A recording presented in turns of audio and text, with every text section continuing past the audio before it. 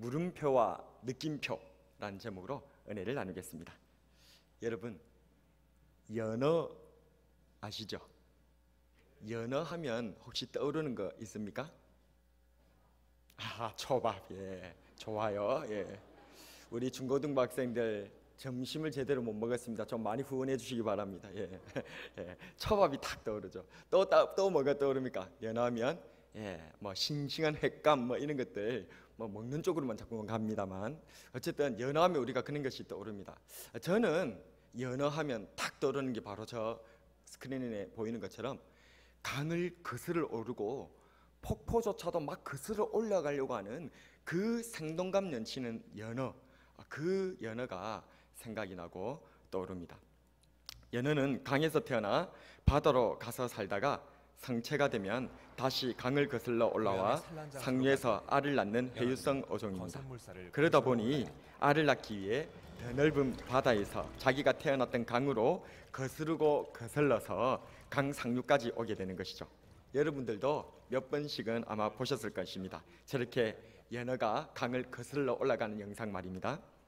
여러분은 이처럼 연어가 저렇게 목숨을 걸고 막 강을 거슬러 올라가는 모습을 봤을 때 어떤 생각이 드십니까? 왜 저렇게 바보처럼 저렇게 힘들게 살까? 왜 죽을 줄 알면서도 굳이 저렇게 막 올라가려고 할까? 그런 답답하고 안타까운 그런 마음들 아마 한 번쯤은 드셨을 것입니다.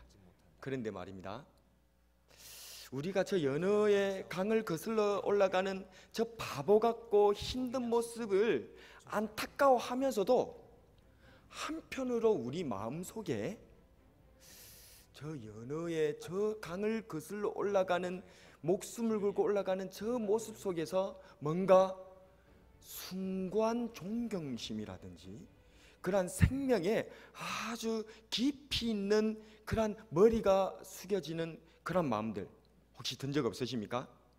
아마 이 두 가지 마음, 바보 같다, 힘들다 이런 마음과 숭고하다, 대단하다 이런 마음이 아마 같이 겹쳐서 느끼게 되어졌을 것입니다. 오늘 본문에 나오는 바울 선생님의 모습이 바로 저 연어와 같지 않나 생각합니다. 그의 복음 전파의 삶은 마치 연어처럼 목숨을 걸고 강을 거슬러 올라가는 것처럼 보입니다. 그렇다면 이러한 바울 선생님을 통해서 배울 수 있는 그리스도인의 삶은 대체 어떤 것일까요? 그 첫 번째로 한번 따라하겠습니다. 물음표를 찍게 해야 합니다. 뭐라고요? 물음표를 찍게 해야 된다는 것입니다. 오늘 본문에는 벨릭스에 이어서 총독으로 새로 부임한 베스도와 이 베스도 부임을 축하하기 위해서 찾아온 아그리빠 왕이 나옵니다. 그들은 세상에서 가장 높은 사람들이었습니다. 총독, 왕. 전에도 제가 한번 설명을 한번 드렸는데, 총독이라고 하는 사람은 원래 왕이 보통 그 나라와 지역을 다스리지 않습니까? 과거에는. 그런데 그 왕을 세울 수 없는 상황에서 그 나라를 점령했던 점령 왕이 대신에 파견해가지고 자기 나라의 귀족들이란지 자기 나라의 지휘관을 파견해가지고 왕 대신에 세워서 다스리는 존재를 총독이라고 합니다. 그래서 우리나라에도 조선 총독부 기억나십니까? 그래서 우리나라에 원래 고종이라든지 이렇게 왕이 있었지 않습니까? 그런데 허수아비 왕이었잖아요. 우리가 일본의 식민 지배를 당하니까요. 그런데 그렇게 하다가도 이거 뭐 조선 왕 세워봤자 별로 의미 없다. 그래갖고 치워버리고 어떻게 하는 겁니까? 직할로 일본에 있는 어떤 귀족이라든지 높은 지휘관을 바로 우리나라에 보내가지고 다스리면 그걸 뭐라고 한다? 총독. 그래서 그 조선 총독부가 우리나라 경복궁 앞에다가 딱 지어가지고 경복궁이 안 보이도록 그렇게 지었던 것이죠. 그러니까 유다 나라에도 이 총독이다. 우리가 총독하면 누가 떠오릅니까? 빌라도 떠오르죠. 그래서 그 빌라도는 유대 지역을 다스렸던 총독이에요. 원래 유대 지역에도 이 헤롯 왕가의 가문의 왕이 다스리고 있었는데, 그런데 헤롯 아켈라오라고 하는 이 사람이 너무나 포악하고 악정을 행하니까 국민들을 제대로 다스리지 못하는 거예요. 자꾸 밀란이 일어나는 거예요. 그래서 헤롯 아켈라오를 축출해버리고 로마에서 문제없이 잘 다스릴 수 있는 자기네들의 직할로 로마인을 파송해가지고 다스렸는데, 그게 바로 요 유대 지역의 유대 총독이었다는 거죠. 그 총독 중에 예수님을 십자가에 못 박은 빌라도도 있고, 또 이 벨릭스 총독도 있고, 지금 오늘 우리가 읽는 곳에 나오는 이 베스도 총독도 있다 그 말입니다. 이 베스도 총독이 유대의 총독으로 부임해서 온 거예요. 그런데 이 베스도 총독은 그 앞전에 있었던 벨릭스 총독과 같이 유대 지방에 대한 이해도가 많이 부족했어요. 그 벨릭스 총독은 유대를 잘 알고 있었거든요. 자기 아내가 유대인인 여자였기 때문에 유대를 잘 알고 있었어요. 그런데 그 뒤에 이어서 부임해온 이 베스도 총독 같은 경우에는 유대를 잘 모르는 거예요. 그런데 유대에 대한 소문은 많이 들었어요. 그때 당시에 총독들에게 있어서 회자되고 떠돌아다녔던 말, 유대에 대한 소문은 뭐였냐면, 유대는 총독들의 무덤이다. 그러니까 총독이 되어가지고 부임을 하는 지역에서 제일 가기 싫어하는 지역이 어디였다? 유대 지역이었다는 것입니다. 왜 그렇습니까? 끊임없이 밀란과 반란이 일어나는 거예요. 이 유대인들이 자존심이 세어가지고 이 로마의 지도에 제대로 잘 편성해서 안 따르는 거예요. 자꾸만 반란을 일으키는 거예요. 그러니까 거기에 부임되는 총독들은 이 유대인들이 반란을 일으킬까 봐 언제나 노심초사한 것입니다. 그런데 지금 이제 베스도가 유대의 총독으로 부임한 거예요. 그러니까 자기도 얼마나 지금 노심초사하겠습니까? 이 유대인들을 어떻게 좀 구워 삶아서, 어떻게 좀 저들의 입을 갖다가 좀 살살살 달래가지고 내 임기를 잘 채우고 떠나갈까? 그리고 또 주머니도 좀 두둑하게 챙겨서 한 미천 마련하고 그래 떠날까? 이 생각밖에 없는 거예요. 그러던 차에 여기에 누가 오냐면 바로 아그리빠 왕이라고 하는 이 헤롯 왕가의 마지막 왕이 여기를 찾아옵니다. 이 헤롯 아그리빠 왕은, 여기서는 아그리빠라고 되어 있지만 이 사람은 원래 헤롯 아그리빠 2세입니다. 헤롯 아그리빠 1세는 사도 야고보 선생님을 못 베어서 죽이고 나서 백성들에게 막 칭송을 받다가 하나님께 영광을 돌리지 아니하는 그런 모습으로 하나님께서 충에 먹어요. 벌레에 먹어 죽은 왕, 그 사람이 헤롯이라고 사도행전에 기록되어 있는데, 그 사람이 헤롯 아그리빠 1세입니다. 그 헤롯 아그리빠 1세의 아들이 지금 나오는 아그리빠 왕, 지금 헤롯 아그리빠 2세입니다. 그래서 이 헤롯 아그리빠 2세는 유다에 대해서 굉장히 정통한 사람입니다. 이 사람은 로마 황제로부터 유다 지역의 여러 가지 제사장들과 또 유다의 제사의 법들과 제사장 임명권이라든지 또 제사 집례되어지는 그런 방법들, 모든 허가권을 누가 쥐고 있었냐면 이 사람 헤롯 아그리파 2세가 쥐고 있었어요. 그러니까 유대인의 제사장이라든지 제사법들에 대해서 통달한 사람이죠. 그리고 굉장히 유대인들에게 인기도 많았던 사람입니다. 그래서 이 아그리파 2세가 베스도 총독이 유다의 총독으로 부임했다는 얘기를 알고 인사차 같이 서로 간에 좀 협력하면서, 그리고 이 아그리파 2세라고 하는 이 왕이 그때 당시에 역사가를 읽어보면 참 겸손하기도 했고, 그래서 주변에 다른 어떤 총독들이 주변 지역에 이렇게 왕이 세워지거나 총독이 부임하거나 그러면 자기가 직접 찾아가가지고, 자기가 높은데도 찾아가가지고 친분을 과시하고 선물도 주면서 그렇게 세력을 확장시켜 나갔던 사람, 그 사람이 이 헤롯 아그리파 2세입니다. 오늘 여기 나오는 아그리파 왕이죠. 그래서 이 아그리파 왕이 베스도가 총독됐다는 얘기를 듣고 여기도 또 축하해주러 자기의 그러한 어떤 이 영향력을 더 확대하기 위해서 이렇게 찾아온 거예요. 그래서 찾아왔는데 지금 이 베스도 총독이 아그리파 왕하고 여러 가지 얘기를 나누다가 갑자기 어떤 얘기가 튀어나온 것입니까? 바로 이 바울 얘기가 튀어나온 것입니다. 왜 그랬을까요? 이 베스도 총독에 있어서 이 바울이라고 하는 이 사람은 물음표를 찍는 사람이다 그 말이죠. 도무지 이해가 안 되는 한 로마인이면서 유대인인 한 사람이 지금 잡혀와가지고 체포되어 있는데 제목도 좀 분명하지가 않고, 그런데 유대인들은 막 이 사람을 죽이려고 하고, 자기가 객관적으로 봐도 죽일 만한 것은 제대로 별로 없어 보이는데 왜 이런 일이 벌어지는지 제대로 알지 못하는, 그래서 내가 유대 사람들에 대해서 제대로 알지 못해서 그런가 하는 그러한 상황 가운데서 아까 이 헤롯 아그리파 2세는 유대 지역에 대해서 정통한 사람이니까 자기에게 부임 인사하러 온 이 아그리파 왕에게 바울 얘기를 꺼낸 거예요. 그것이 바로 사도행전 25장 14절에 기록되어 있었습니다. 베스도가 바울의 일로 왕에게 과하여 이르되, 여기서 왕은 아그리빠 왕을 얘기하고 있습니다. 왜 그들은 이처럼 바울 선생님께 관심을 가졌을까요? 이들은 아까도 얘기했다시피 세상에서 가장 존귀하고 가장 영향력 있는 사람입니다. 왕과 총독이에요. 이 사람들보다 더 높은 사람들, 이 사람들보다 더 힘과 권력과 부귀 영화를 갖고 있는 사람들은 없어요. 세상에서 가장 높은 사람, 오늘날로 말할 것 같으면 우리 젊은이들이 얘기하는 셀럽과 같은 그러한, 우리가 본받고 싶어하고 우리가 따르고 싶어한 그런 모든 걸 갖고 있는 그런 사람들이에요. 유명한 사람들이다 그 말이죠. 그런데 이 유명한 사람들이 지금 누구에 대해서 관심을 가지고 있다? 사도 바울 선생님에 대해서 관심을 가지고 그에 대해서 얘기를 하려고 하고 있다는 것입니다. 왜 그렇습니까? 사도 바울 선생님은 물음표를 던지는 사람이기 때문에.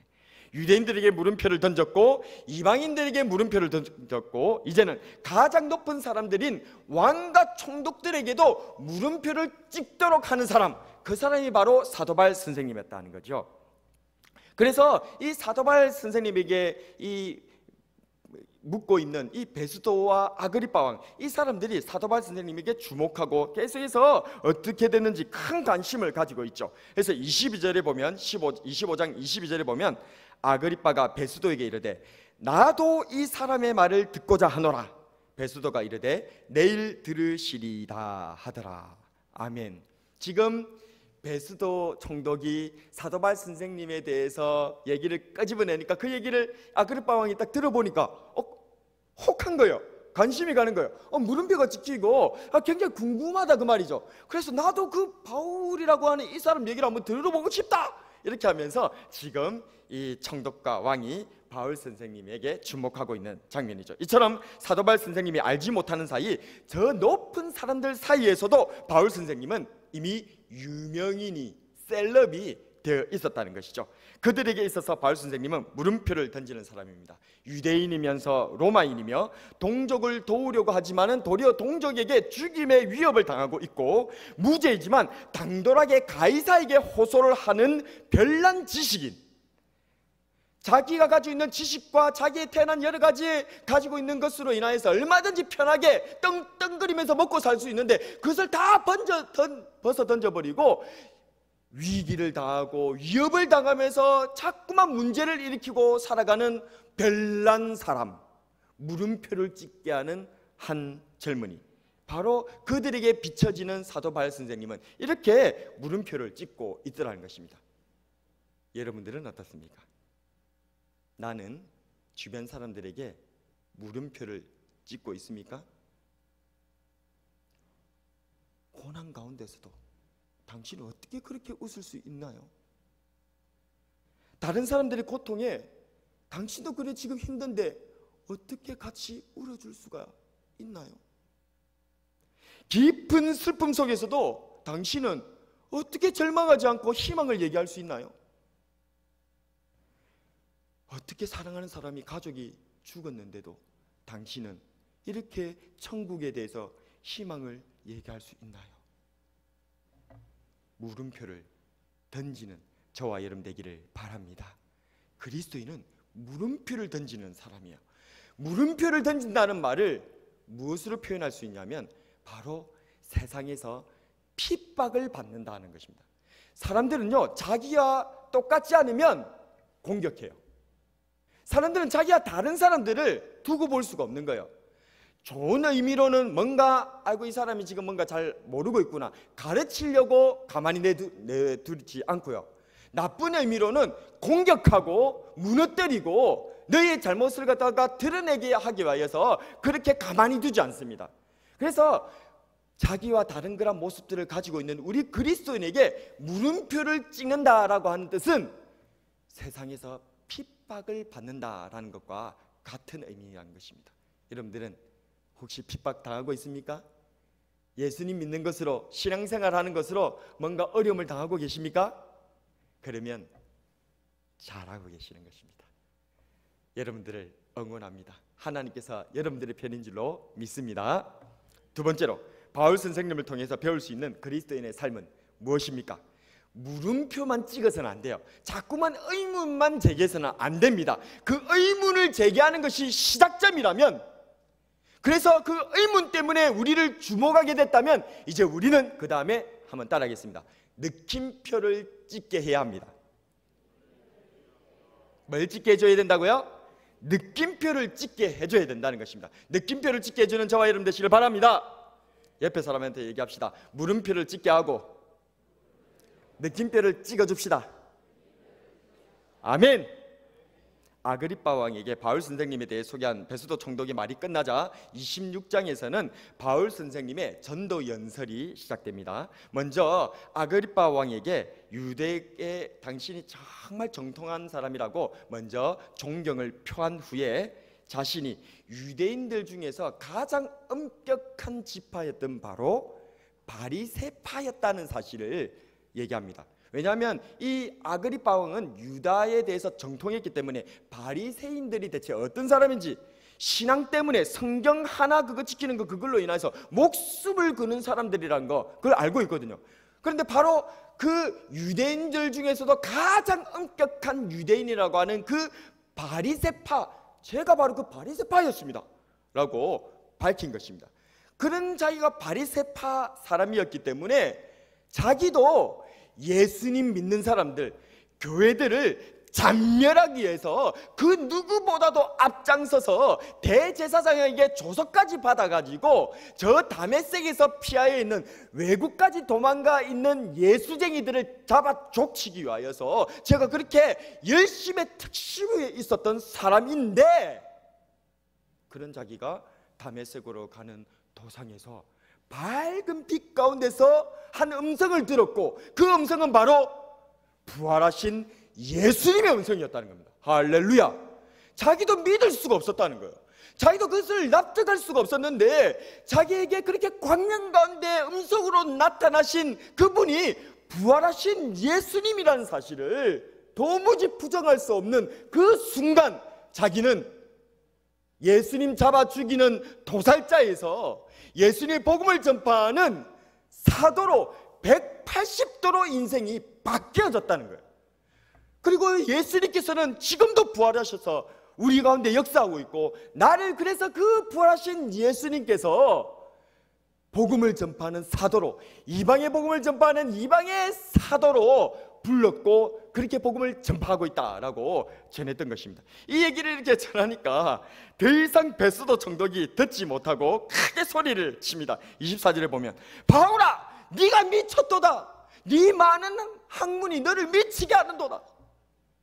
바울 선생님 보고 뭐라고 했다고요? 야, 너 미쳤다. 죽은 사람이 살아나다니 그게 말이가 그리가. 네 많은 학문이, 네가 그렇게 공부를 많이 하더니, 너무 잡다한 것들을 많이 그렇게 하더니 네가 그것 때문에 미쳤다. 네 머리가 이상해졌다. 지금 이 베스도는 그렇게 바울 선생님의 얘기를 반응했다는 것이죠. 그러나 이에 반해서 성경을 잘 알고 있었던, 유대인들에 대해서 잘 알고 있었던 아그리빠 왕은 심경에 변화가 일어납니다. 그러면서 28절에 말합니다. 한번 28절 같이 한번 읽어볼까요? 시작. 네가 적은 말로 나를 권하여 그리스도인이 되게 하려 하는도다. 아멘. 지금 이 아그리빠 왕은 사도바울 선생님의 복음 간증을 얘기를 딱 듣고 뭐가 찍힌 거예요? 느낌표가 딱 찍힌 거예요. 자기가 이때까지 알고 있었던 그 성경 지식에 실체가 드러나고 있다는 것을 느낌표를 딱 찍은 거예요. 그전에는 사도바울 선생님이 하는 여러 가지 행동들이 엉뚱하게 느껴졌어요. 물음표로 느껴졌단 말이에요. 그런데 그 물음표가 사도바울 선생님의 삶과 그의 얘기를 들어보니까 아하, 탁 바보 도통하는 소리가 들리면서 깨달아지더라는 거예요. 느낌표가 왔다는 것입니다. 여러분들의 멘토는 누구입니까? 여러분들은 누구를 닮고 싶어 하십니까? 우리는 뭐 본받고 싶은 사람들이 있잖아요. 뭐 위인들 말입니다. 우리나라 같은 경우에서는 세종대왕님 같은 분, 또 아니면 또 이순신 장군 같은 그러한 구국의 영웅, 뭐 그런 분들 닮고 싶어하고, 또 돈 많이 버는 빌 게이츠라든지 아니면 테슬라 누구였죠? 사장. 그런 사람들, 돈 많이 번 그런 사람들을 우리가 닮고 싶어하고 따라가고 싶어하고 본받고 싶어하는 그런 마음들이 있습니다. 그런데 혹시 여기에 계신 여러분들 중에서 내가 누군가를 닮고 싶은 마음은 있는데 그것 말고 누군가가 나를 좀 닮았으면 좋겠다, 나를 좀 본받는 사람이 되었으면 좋겠다 하시는 분 있으십니까? 예. 그렇습니다. 지금 사도 바울 선생님은 나와 같이 되기를 소원한다라고 지금 이 베스도 총독과 아그리빠 왕 앞에서 선언하고 있는 것입니다. 나와 같이 되기를 하나님께 원하나이다. 그래서 29절 말씀을 우리 같이 한번 읽어보겠습니다. 다시 한번 읽습니다. 시작. 바울이 이르되 말이 적으나 많으나 당신뿐 아니라 오늘 내 말을 듣는 모든 사람도 다 이렇게 결박된 것 외에는 나와 같이 되기를 하나님께 원하나이다 하니라. 아멘. 이렇게 사도 바울 선생님은 자기처럼 되기를 원한다라고 가장 사람들이 존경하고 사람들이 되고 싶어하는 이 왕과 총독들 앞에서 내가 이 제수처럼 결박된 것 외에는 당신들도, 당신이 왕이고 총독이랄지라도 나와 같이 되기를 바랍니다 라고 당당하게 선언했던 것입니다. 이것이 바로 우리가 본받아야 할 느낌표를 찍어주는 삶입니다. 그렇습니다. 그리스도인은 당당해야 합니다.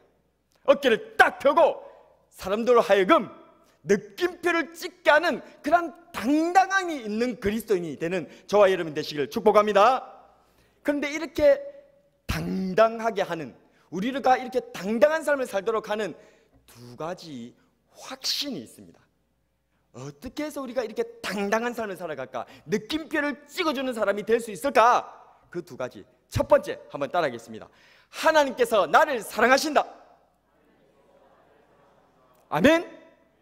진짜 아멘입니까? 이걸 확신하셔야 돼요. 그렇게 했을 때 여러분들은 어깨가 딱 펴지고 당당해지는 거예요. 그 어떤 권력자 앞에서도 기죽지 않는 거예요. 왜요? 하나님께서 나를 사랑하시는데, 천지의 창조주께서 나를 사랑하시는데 내가 기죽을 게 어디 있어요? 어깨를 딱 펴고 다시 한번 여러분들 가슴 한번 딱 치면서 한번 해봅시다. 하나님께서 나를 사랑하신다. 아멘. 이 확신에 있으면 어깨가 펴지는 두 번째 확신이 있습니다. 두 번째 확신은 무엇이냐? 이제 이것은 내 존재 자체, 앞에 것은 존재 자체의 확신과 당당함이라면 이제 사람들 앞에서 확신과 당당함, 어깨 펴지려면 이 두 번째 확신이 따라와야 됩니다. 두 번째 확신 따라하겠습니다. 복음은 사람을 살린다. 다시 옆에 사람한테 얘기합시다. 복음은 사람을 살린다. 할렐루야! 사도 바울 선생님은 이 두 가지 확신이 있었던 거예요. 그의 당당함의 비결은 바로 하나님께서 나를 사랑하신다는 거예요. 내가 비록 죄인이고 내가 비록 교회와 예수님 박해자였으나 그러나 여전히 하나님은 나를 사랑하신다는 거예요. 하나님의 그 사랑은 나의 죄악을 뒤덮고도 남으시며 나의 이 모든 죄악과 죽음과 질병과 모든 지옥의 고통조차도 이 생명이 사망을 삼켜버린다는 거예요. 하나님께서 나를 사랑하신다 뿐만 아니라 내가 믿는 이 하나님의 사랑, 이 예수 그리스도의 복음은 모든 믿는 자에게 구원을 주시는 하나님의 능력이다. 복음은 사람을 살린다. 그러니 당신이 비록 총독이든지 왕이든지 당신은 나 같은 사람이 되어야 된다. 당당하게 나아갈 수 있다는 것입니다. 성경에는 느낌표를 찍지 않은 당당한 사람들이 나옵니다. 조롱하는 사람들 앞에 당당히 방주를 만들었던 노아, 죽이려던 아방 앞에서도 당당히 설 수 있었던 엘리야, 벨사살 왕 앞에 하나님의 심판을 선언했던 다니엘, 헤롯 왕의 부정을 고발하다가 목베어 죽였던 세례요한, 그리고 우리 구주 예수님. 주님께서는 사자 같은 당당함으로 권력자들 앞에 맞섰고 어린 양 같은 순결함으로 십자가에서 죽어주셨습니다. 이런 예수님의 모습에 십자가 처형을 담당했던 그 담당자 백부장이 놀란 느낌표를 찍음을 받고 고백하는 장면이 나옵니다. 마가복음 15장 39절입니다. 같이 한번 읽어봅니다. 시작. 예수를 향하여 섰던 백부장이 그렇게 숨지심을 보고 이르되 이 사람은 진실로 하나님의 아들이었도다 하더라. 아멘. 느낌표를 찍어주는 저와 여러분이 되시기를 축복합니다. 오늘은 세상을 향하여서 물음표와 느낌표를 찍게 해줬던 사도바울 선생님의 이야기를 묵상해 보았습니다. 믿음의 사람은, 참 그리스도인들은 세상에 물음표를 찍어주고 느낌표를 찍어주는 사람입니다. 마치 폭포를 거스르는 연어처럼. 어떨 땐 바보 같다고 욕을 먹어도, 어떨 땐 마음속으로 존경과 숭고한 마음으로 응원을 하게 되는 것처럼 성경은 이런 그리스도인을 세상이 감당하지 못한다라고 선언하고 있습니다. 히브리서 11장 38절에 같이 읽습니다. 시작. 이런 사람은 세상이 감당하지 못하느니라. 세상이 이해하지 못하는 사람, 세상이 감당하지 못하는 사람, 하나님을 믿음으로 복음에 대한 확신으로 세상을 아득히 뛰어넘어버리는 사람, 세상에 물음표를 찍게 하고 느낌표를 찍게 하시는 저와 여러분이 되길 주님의 이름으로 축복합니다. 오늘의 한 줄 설교 요약: 믿음으로 복음으로 물음표 느낌표 찍게 하자.